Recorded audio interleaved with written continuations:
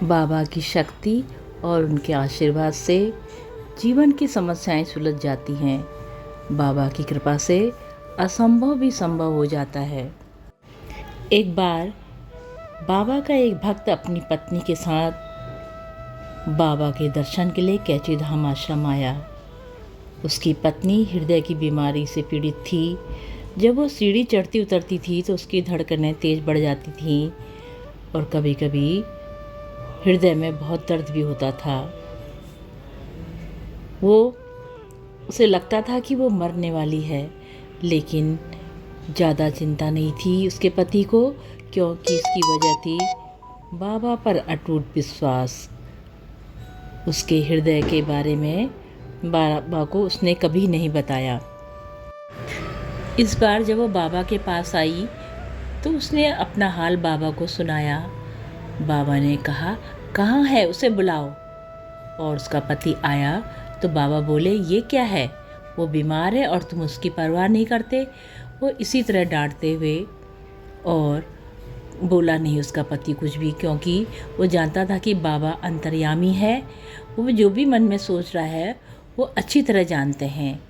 वे बाबा हमारे विचारों का उत्तर देते हैं जैसे हमने उन्हें बता दिया हो। हम सोचते हैं और वो बोलते हैं। उसने सोचा कि उसे कुछ क्यों करना चाहिए जबकि सब कुछ उन्हीं के हाथों में है। वे जोर से बोले, नहीं, वहाँ एक डॉक्टर है, आगरा चले जाओ, वो हृदय रोग विशेषज्ञ है, वो एक योग्य शिष्य है। फिर बाबा के पास ही खड़ी एक माई की ओर इशारा करते हुए कहने लगे, इसे बता दे कि मैंने तुम्हारे रिश्तेदार को उसके पास कैसे भेजा, वो डॉक्टर बड़ा ही संत है। माई बोली, जब मैंने डॉक्टर को वो चिट्ठी दिखाई जो बाबा ने हमारे पास भेजी थी तो वो मेरे रिश्तेदार का इलाज करने दौड़कर घर आया। और क्या हुआ, बाबा ने पूछा। हाँ, 2-3 दिन के भीतर ही वो ठीक हो गई। माई ने कहा, देख जरा देख, ये क्या कह रही है, वो हमारा योग्य शिष्य है। तुम जाओ, कल तुम यहाँ से रवाना हो जाओ। यदि तुम्हें पैसों की ज़रूरत है तो हम दे देंगे, तुझे तो जाना चाहिए। बाबा ने एक सांस में ही ये सब कह दिया। उसके पति ने अपने मन में सोचा, ठीक है, जब बाबा आप इतने महान हैं तो मुझे वहाँ जाने की कोई ज़रूरत नहीं। आप ईश्वर हैं, आप उसे ठीक कर सकते हैं। उसके मन में आए विचारों को बाबा ने तुरंत उत्तर दिया, नहीं नहीं, तुम्हें जाना ही होगा, ये हमारा हुक्म है। और तब वो चुप रहा।